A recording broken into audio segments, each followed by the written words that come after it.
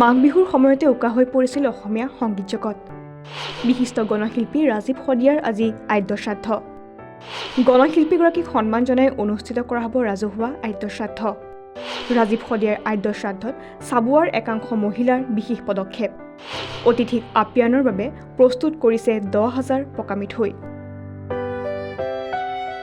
সমাজৰ বাবে খিলঞ্জীয়াৰ বাবে গীত গাই ভাল পোৱা প্ৰয়াত গণশিল্পী ৰাজীৱ শদিয়াৰ আজি আদ্য শ্ৰাদ্ধ। মাঘ বিহুৰ সময়ত তিনিচুকীয়াত এখন সংগীতানুষ্ঠানত গীত পৰিৱেশন কৰি থকাৰ সময়তে মঞ্চতে অসুস্থ হৈ পৰিছিল কণ্ঠশিল্পীগৰাকী আৰু তাৰ পিছতে সাৱটি লৈছিল মৃত্যুক। প্ৰয়াত গণশিল্পীগৰাকীৰ জন্মস্থান শদিয়াৰ টুপচিঙাত প্ৰায় 1 পৰা 1.5 লক্ষাধিক লোকৰ সমাগম হোৱাকৈ আজি অনুষ্ঠিত কৰা হ'ব ৰাজহুৱা আদ্য শ্ৰাদ্ধ। ৰাজীৱ শদিয়াক সুঁৱৰি তথা তেখেতক সন্মান জনাই বিভিন্ন জাতি জনগোষ্ঠীয়ে এক হৈ অনুষ্ঠিত কৰিছে এই বিশাল আয়োজন। ৰাজহুৱা আদ্য শ্ৰাদ্ধ উপলক্ষে জনতাৰ শিল্পীজনক গাঁওবাসীয়ে দিছে এক বিশেষ মৰ্যাদা। টুপচিঙা গাঁৱত ৰাজীৱ শদিয়াক আদ্য শ্ৰাদ্ধৰ বাবে ওলাই আহিছে ৰাইজ। শদিয়াৰ টুপচিঙা আদ্য শ্ৰাদ্ধস্থলীৰ পৰা প্ৰায় 150 কিলোমিটাৰ নিলগতো এদল মহিলাৰ ভীষণ ব্যস্ততা দেখিবলৈ পোৱা গৈছে। সমান্তৰালকৈ চাবুৱাৰ একাংশ মহিলাই ৰাজীৱ শদিয়াক সুঁৱৰি গ্ৰহণ কৰিছে এক বিশেষ পদক্ষেপ।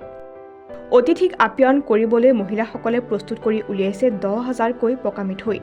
যি পকা মিঠৈৰে ৰাজীৱ শদিয়াৰ আদ্য শ্ৰাদ্ধলৈ অহা আলহী অতিথিক আপ্যায়ন কৰা হ'ব। কোনোৱে যদি চাউলৰ পিঠা দিছে, কোনোৱে দিছে মিঠৈ প্ৰস্তুত কৰিবলৈ গুড় আৰু গাখীৰ। এই প্ৰশংসনীয় পদক্ষেপৰ জৰিয়তে গণশিল্পীগৰাকীক চাবুৱাৰ একাংশ মহিলাই তেওঁলৈ যাচিছে অশেষ শ্ৰদ্ধা আৰু মৰম। শিল্পীগৰাকীক সুঁৱৰি আজি পুনৰ শোকবিহল হৈ পৰিছে সমগ্ৰ ৰাজ্যবাসী। নিউজ ডেস্ক ৰিপৰ্ট, কৰিঞ্জন আছাম।